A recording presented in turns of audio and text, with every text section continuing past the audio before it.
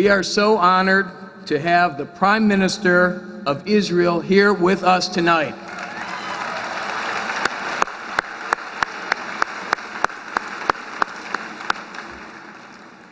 But before I introduce him, I want to first recognize a few very special guests from Israel who have also joined us. Defense Minister Ehud Barak.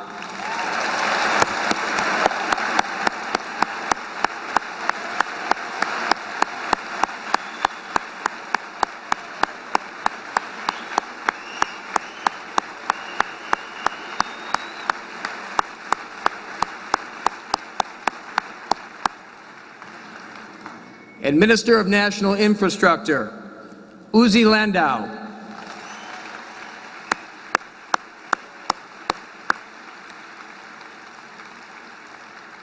And the Prime Minister's wife, Sarah Netanyahu.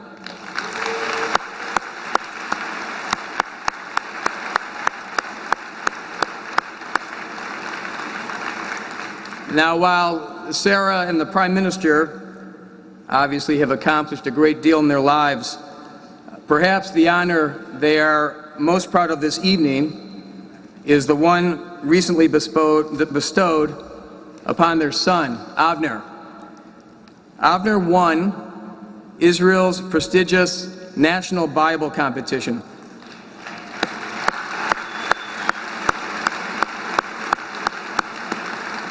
This is quite an accomplishment and quite a distinction. So congratulations to him and to his proud parents.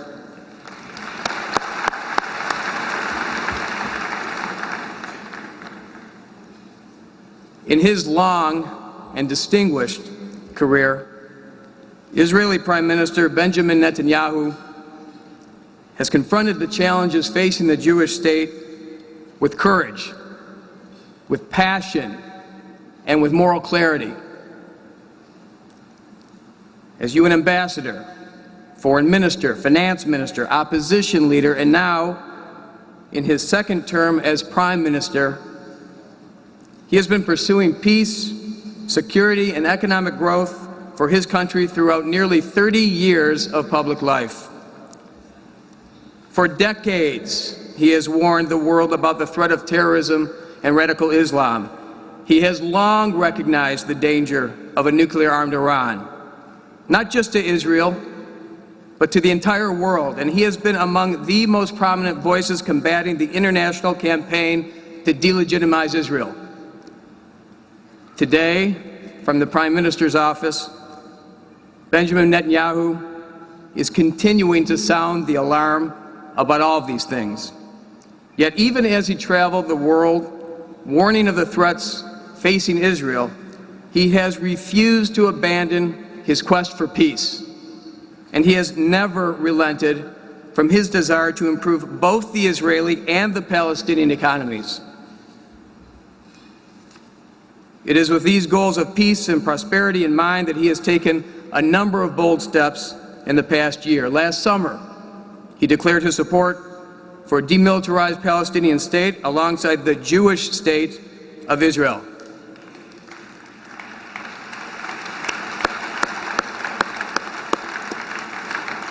Now, I'll quote him here: "In my vision of peace in this small land of ours, two peoples live freely, side by side, in amity and mutual respect." A few months later, Netanyahu took another bold and unprecedented step. He declared a 10-month moratorium on all Israeli construction in the West Bank. And while the Palestinian Authority still refuses to enter into direct talks with them, he has nevertheless taken steps to make daily life easier for Palestinians by removing nearly 200 checkpoints and roadblocks in the past year.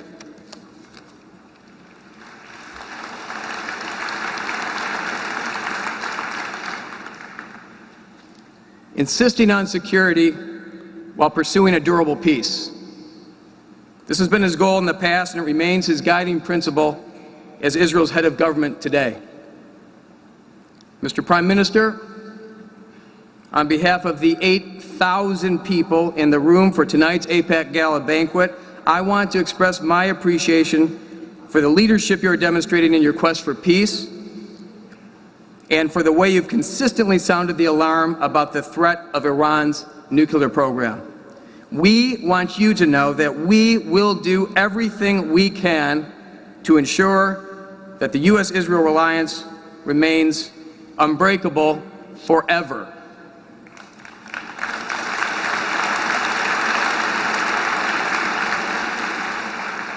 Ladies and gentlemen, please join me in welcoming the Prime Minister of Israel, the Honorable Benjamin Netanyahu. Thank you very much.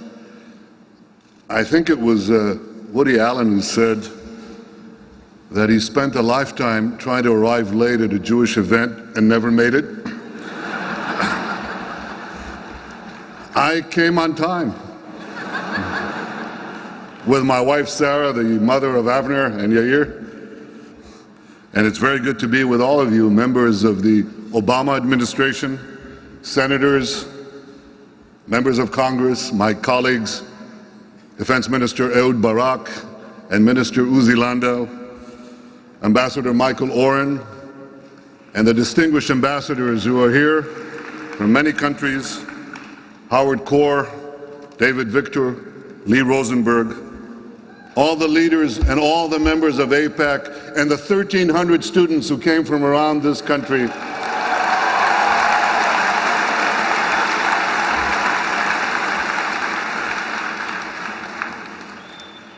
My friends, as the world faces monumental challenges, I know that America and Israel will face them together.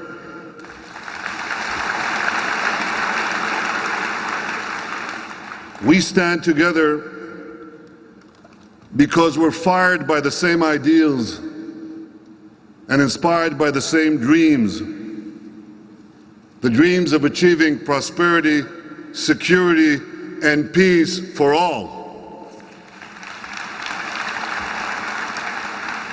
Now, this dream seemed an impossibility to most Jews a century ago.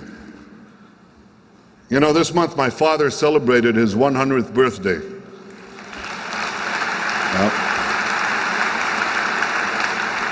That's not his only achievement, but when he was born, the Tsars ruled Russia. The British Empire spanned the globe, and the Ottoman Empire ruled the Middle East. During his lifetime, all three of these empires fell. Others rose and fell. And the Jewish destiny, the pendulum of Jewish fate, swung from the depths of despair to a new hope and a new beginning, the rebirth of the Jewish state.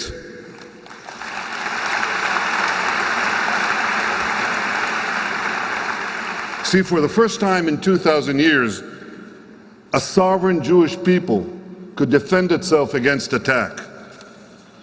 And before that, understand what transformation this was. Before that, in our dispersion, we were powerless, absolutely powerless to defend ourselves against an unremitting barrage of savagery, from the bloodletting in the Middle Ages to the expulsion of the Jews from England and then from Spain and then from Portugal, to the wholesale slaughter of Jews in the Ukraine, to the pogroms in Russia, culminating in the greatest horror of all, the Holocaust. The founding of Israel didn't stop the attack on the Jews, but it merely, well, it's more than merely, it gave the Jews the power to defend themselves against these attacks. I want to tell you about the day that I realized what this transformation was. It was the day I met Shlomit Vilmush over 40 years ago. I was 19 years old. I served with her son, with Shlomit's son Chaim, in the same elite military unit. And one dark night, during a battle in 1969, Chaim was killed in a burst of gunfire. At his funeral in a kibbutz in the Galilee, I learned something. I discovered that Chaim had been born shortly after his mother and father had been freed from the death camps of Europe. If Chaim had been born 2 years earlier, this daring young Israeli officer would have been tossed into the ovens like 1.5 million other Jewish children. Chaim's mother, Shlomit, told me that though she was in great anguish, she was proud. At least, she told me, and this is something I'll never forget as long as I live, at least, she said, my son fell wearing the uniform of a Jewish soldier defending the Jewish state.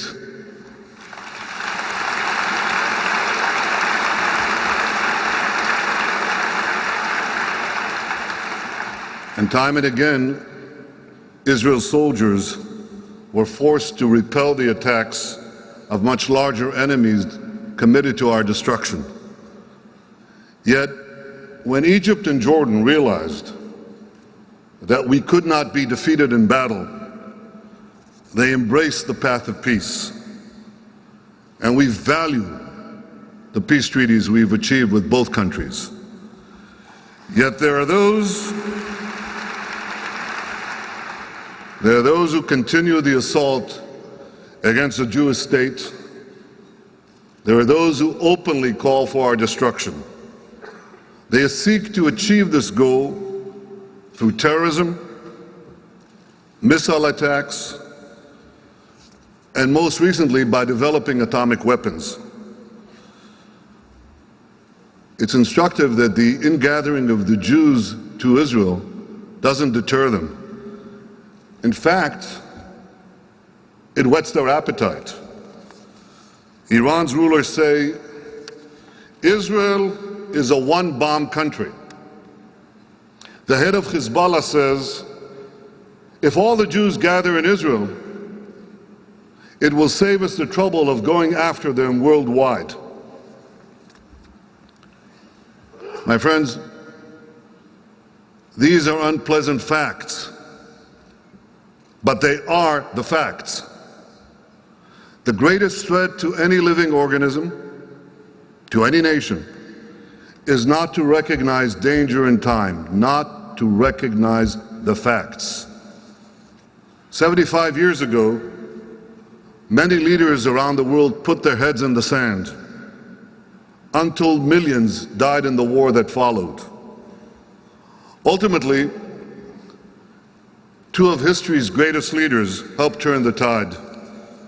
Franklin Delano Roosevelt and Winston Churchill helped save the world.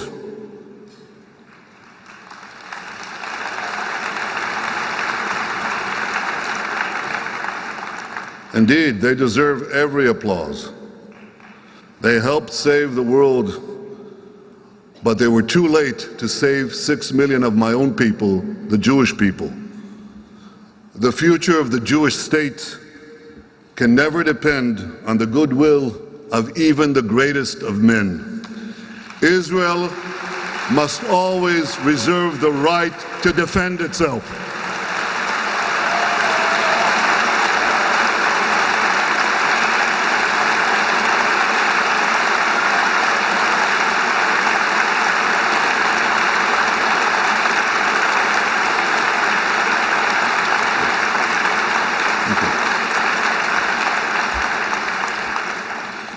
Today, an unprecedented threat to humanity looms large. A radical Iranian regime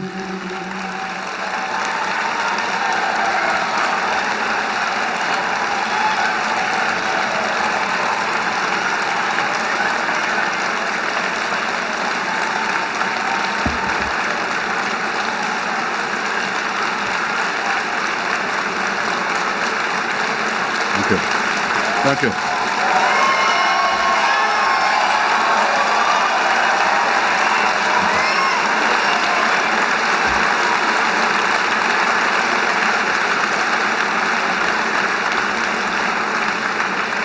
Thank you.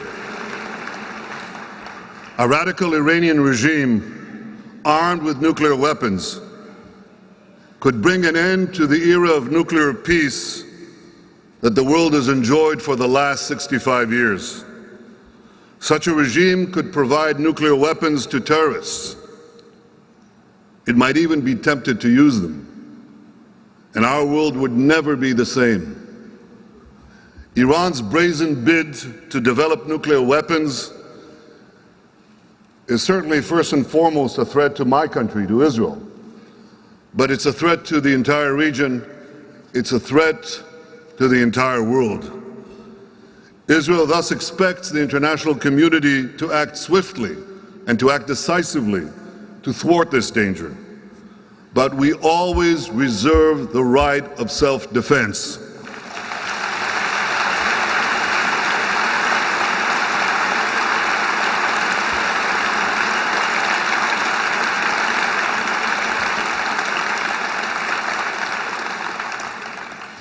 And my friends, we have to defend ourselves also against lies and against vilification. Throughout our history, the slanders against the Jewish people always preceded physical attacks against us. In fact, they were used to justify those attacks. The Jews were called the well poisoners of mankind, the fomenters of instability, the source of all evil under the sun. Unfortunately, as in the case of the physical attacks, these libelous attacks against the Jews did not stop with the creation of the State of Israel. It's true that for a time, overt anti-Semitism was held in check by the shame and the shock of the Holocaust, but only for a time. In recent decades, the hatred of the Jews has re-emerged with increasing force, but with an insidious twist. It is not merely directed at the Jewish people. It's increasingly directed at the Jewish state. And in its most pernicious form, it argues that if only Israel did not exist, many of the world's problems would go away. Now, I want to be clear. This doesn't mean that Israel is above criticism. Of course not. Israel, like any democracy, has its imperfections, but we strive to correct them through open debate and through scrutiny. Israel has independent courts, the rule of law, a free press, and a vigorous parliamentary debate. Believe me, it's very vigorous. Well, you've just gone through a week of healthcare voting. In Israel, every week is healthcare week. It doesn't stop. And I know that in this city, members of Congress refer to each other as my distinguished colleague from Wisconsin, the distinguished senator from California. In Israel, members of Knesset don't speak of their distinguished colleagues from Beersheba or Kiryat Shmona. We say, well, you don't want to know what we say. Because in Israel, self-criticism is a way of life. And we also accept that criticism is part and parcel of the conduct of international affairs. But Israel should be judged by the same standards applied to other nations and to other democracies.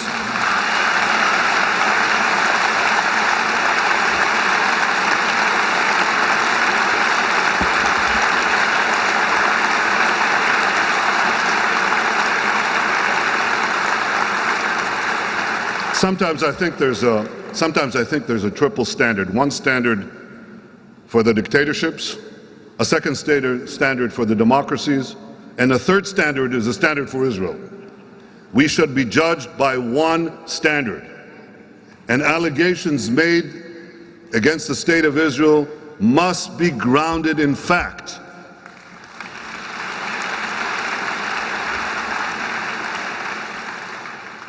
One allegation that is not grounded in fact is the attempt to describe the Jews as foreign colonialists in their own homeland. This is one of the great lies of modern times. In my office, I have a signet ring that was loaned to me by Israel's Department of Antiquities. This ring was found right next to the Western Wall, but it dates back 2,800 years ago, 200 years after King David declared Jerusalem as our people's capital. Now, this ring is a seal of a Jewish official, and his name is inscribed on it, in Hebrew. The name is Netanyahu. Netanyahu ben Yoash. Now that's my last name. My first name, Benjamin, dates back 1,000 years earlier to Benjamin, the son of Jacob. One of Benjamin's brothers was named Shimon, which also happens to be the name of my good friend Shimon Peres, the president of Israel.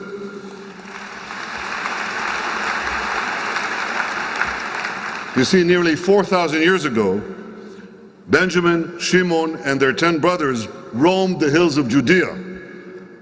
Ladies and gentlemen, the connection between the Jewish people and the land of Israel cannot be denied.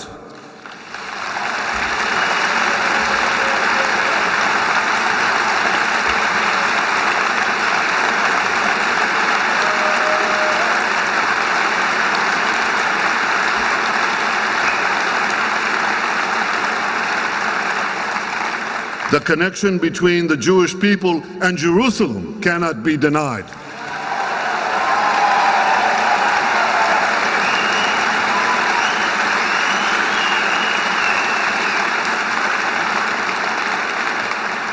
The Jewish people were building Jerusalem 3,000 years ago, and the Jewish people are building Jerusalem today.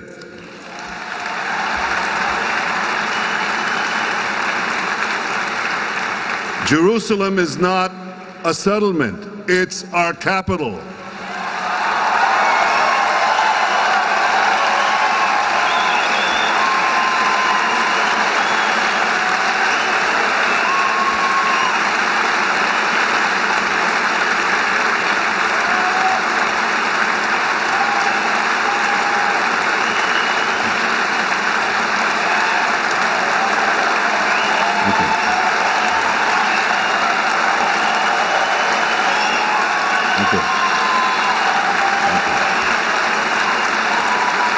Thank you.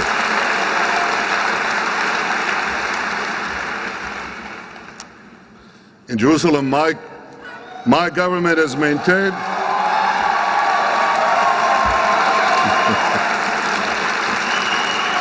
Thank you. Thank you, you're very kind. Thank you.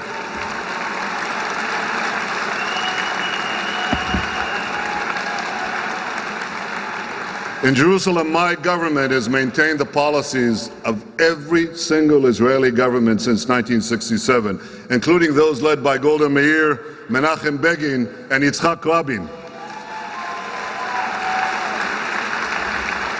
Today, nearly 250,000 Jews, that's almost half the city's Jewish population, live in neighborhoods that are just beyond the 1949 armistice lines. All these neighborhoods are within 5 minutes from the Knesset. They are an integral and inextricable part of modern Jerusalem. Everyone knows, everyone, Americans, Europeans, Israelis certainly, Palestinians, everyone knows that these neighborhoods will be part of Israel in any peace settlement. And therefore, building in them in no way precludes the possibility of a two-state solution. And I want to say one more thing about our policies in Jerusalem. You know, nothing is rarer in the Middle East than tolerance for the belief of others.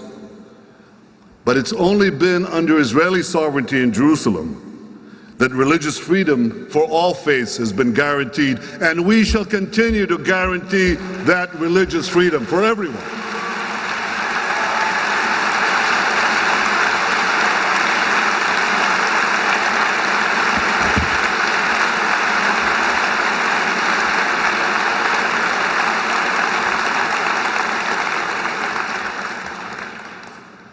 Ladies and gentlemen, while we cherish our homeland, we also recognize that Palestinians live there as well. We don't want to govern them. We don't want to rule them. We want them as our neighbors, living freely in security, dignity, and peace. Yet Israel is unjustly accused of not wanting peace with the Palestinians. Nothing could be further from the truth. My government has consistently shown its commitment to peace in both word and deed. From day one, I called on the Palestinian Authority to begin peace negotiations without delay. And I make that same call today. President Abbas, come and negotiate peace.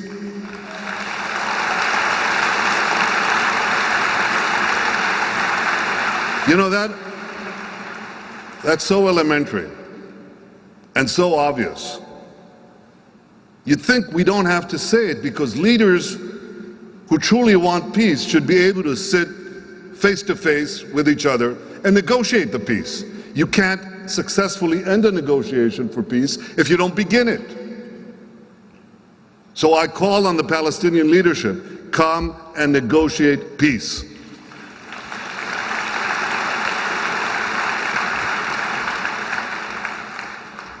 Of course, the United States can help the parties resolve their problems, but it cannot solve the problems for the parties. Peace cannot be imposed from the outside. It can only come through direct negotiations in which we develop mutual trust, that mutual trust that is necessary to forge a common future. Last year, I spoke of a vision of peace in which a demilitarized Palestinian state recognizes the Jewish state. Just as the Palestinians expect Israel to recognize a Palestinian state, we expect the Palestinians to recognize the Jewish state.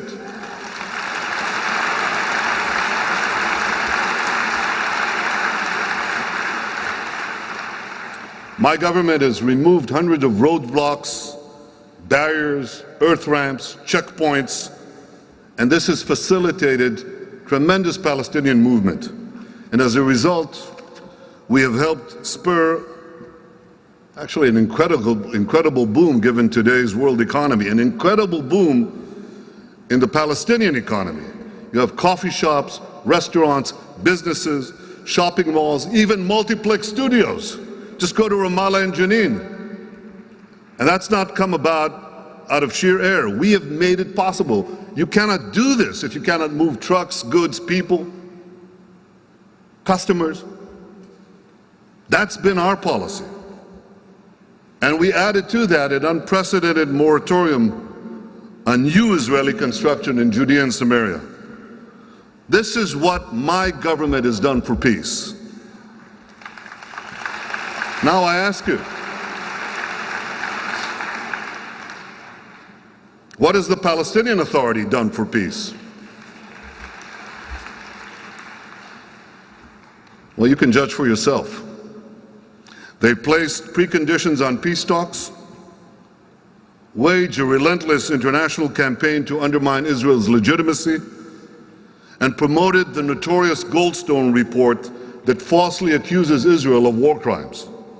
In fact, they're doing that right now at the UN, at the grotesquely named UN Human Rights Commission.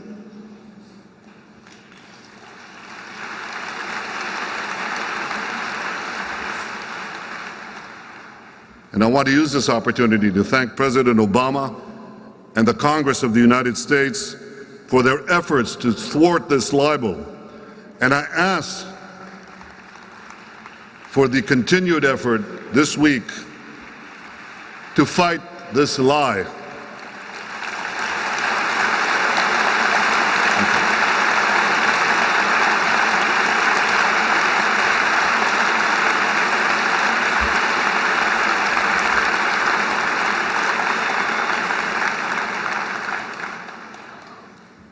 Regrettably, the Palestinian Authority has also continued the unabated incitement against Israel in their state-controlled media, in their schools and other institutions that come directly under their control,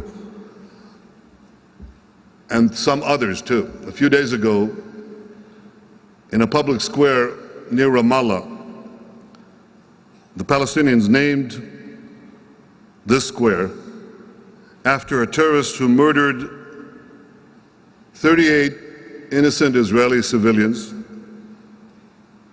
including 13 children, including an American citizen, the photographer Gail Rubin. They named a public square after this murder, and the Palestinian Authority did nothing. Ladies and gentlemen, peace requires reciprocity. It cannot be a one-way street in which Israel makes all the concessions and the Palestinian Authority makes none. That's got to change.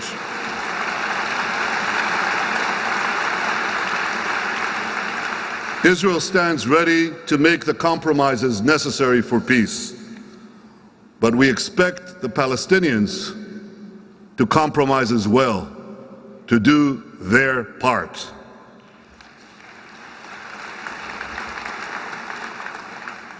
But there's one thing I'll never compromise on, and that one thing is Israel's security.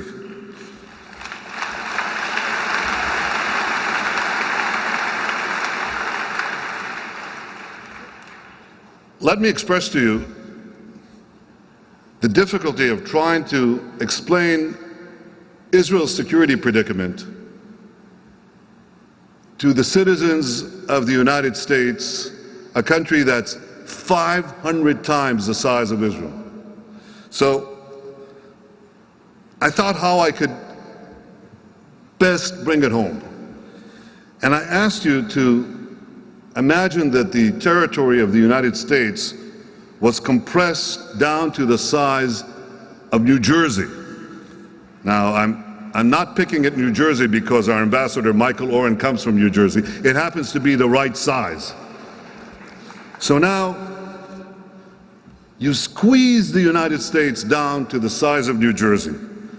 And next, you put on New Jersey's northern border an Iranian terror proxy called Hezbollah, which fires 6,000 rockets into that small state. Then imagine that this terror proxy amasses another 50,000 rockets to fire at you. Now, I'm not finished. You take New Jersey's southern border and you put another Iranian terror proxy on it, and you call it Hamas. And it too fires 6,000 rockets into your territory while smuggling even more lethal weapons into its territory. You think you'd feel a little vulnerable? You'd think you'd expect some understanding from the international community when you have to defend yourself? I think any fair-minded person would recognize that we face security problems and challenges unlike any other nation on earth. And therefore, a peace agreement with the Palestinians must have effective security arrangements on the ground, not just on a piece of paper, on the ground.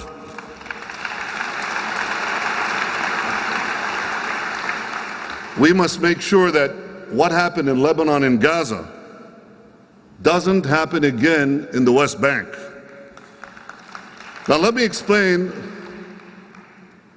what our main security problem with Lebanon is. It's not Israel's border with Lebanon. It's Lebanon's porous border with Syria, through which Iran and Syria smuggle thousands and thousands of rockets and missiles to Hezbollah. And our main security problem with Gaza is not Israel's border with Gaza. It's Gaza's border with Egypt, under which there are about 1,000 tunnels dug through which Hamas smuggles weapons to fire at us.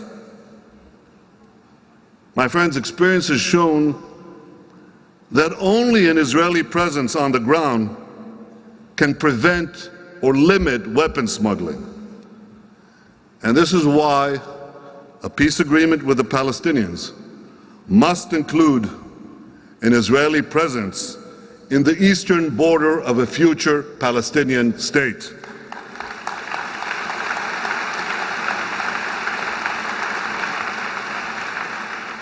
If peace with the Palestinians proves its durability over time, we can review security arrangements. We are prepared to take risk for peace, but we will not be reckless with the lives of our citizens and the life of the one and only Jewish state.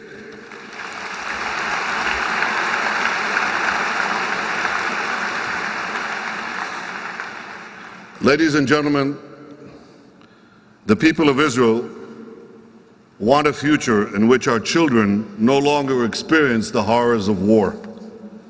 We want a future in which Israel realizes its full, great potential as a global center of technology, anchored in its values, living at peace with all its neighbors.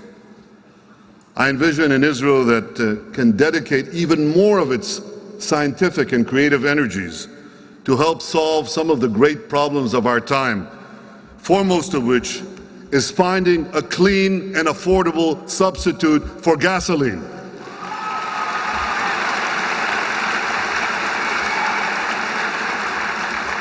And when we find that alternative, we will stop transferring hundreds of billions of dollars to regimes which support terror worldwide.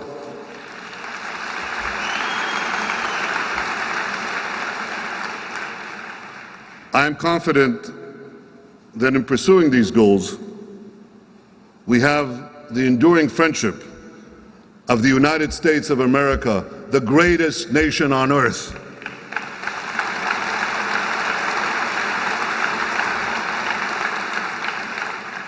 The American people have always shown their courage, their generosity, their decency.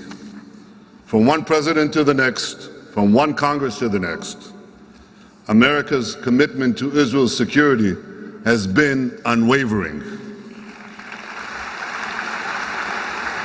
In the last year, President Obama and the US Congress have given meaning to that commitment by providing Israel with military assistance, by enabling joint military exercise, and by working on joint missile defense.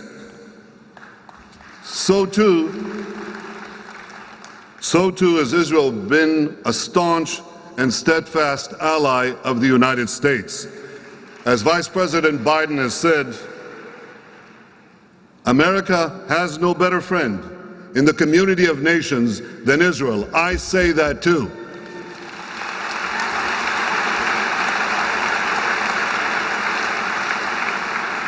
For decades, Israel served as a bulwark against Soviet expansionism. Today, it is helping America stem the tide of militant Islam. Israel shares with America everything, and I mean everything, that we know about fighting a new kind of enemy. We share intelligence. We cooperate in so many ways, countless ways, which I'm not at liberty to divulge.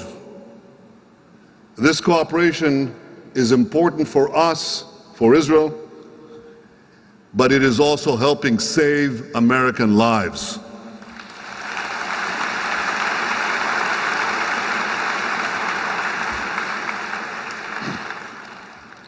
Our soldiers and your soldiers fight against fanatic enemies that loathe our common values. In the eyes of these fanatics, we are you and you are us. To them, the only difference is that you are big and we are small. You see, you are the great Satan and we are the small Satan. Now, there's an important point here. This fanaticism's hatred of Western civilization predates the establishment of modern Israel by 1,000 years. Militant Islam does not hate the West because of Israel.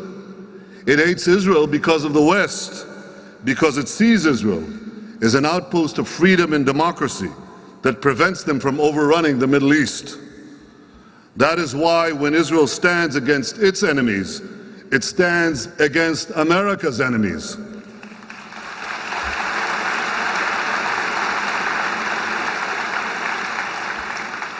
President Truman, the first leader to recognize Israel, had this to say: "I have faith in Israel, and I believe it has a glorious future, not just as another sovereign nation, but as an embodiment of the great ideals of our civilization."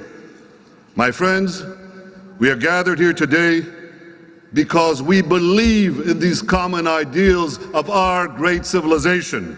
And because of these ideals, I'm certain that Israel and America will always stand together.